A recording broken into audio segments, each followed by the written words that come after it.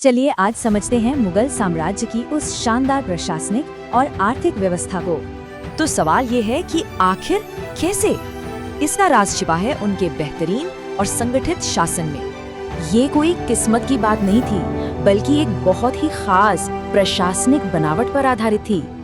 उनके सामने चुनौती साफ थी, इतने बड़े और अलग अलग तरह के इलाके को कंट्रोल कैसे करें।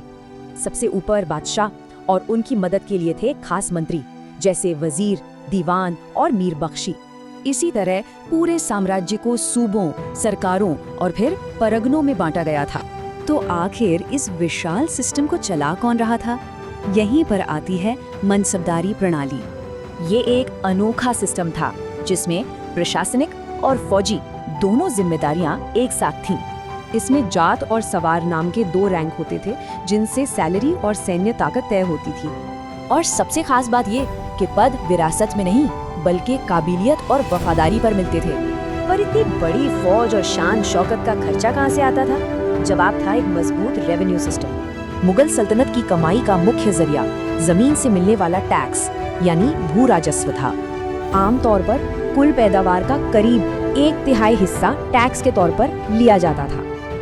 अब इस टैक्स को वसूलने के लिए कई सिस्टम थे। चलिए कुछ खास सिस्टम्स को देखते हैं। ये वही सिस्टम था जिससे मनसबदारों को सैलरी मिलती थी, कैश नहीं बल्कि जमीन का रेवेन्यू।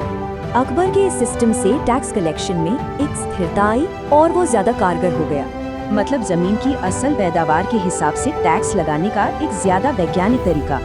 बाकी सिस्टम से अलग इसमें टैक्स वसूली का हक जमींदारों को पीढ़ी दर पीढ़ी मिल गया। तो ये दोनों सिस्टम मिलकर मुगल साम्राज्य की ताकत और स्थिरता की असली रीढ़ थे। लेकिन क्या यही शानदार सिस्टम जो उनकी ताकत था, आखिर में उनकी कमजोरी का कारण भी बना?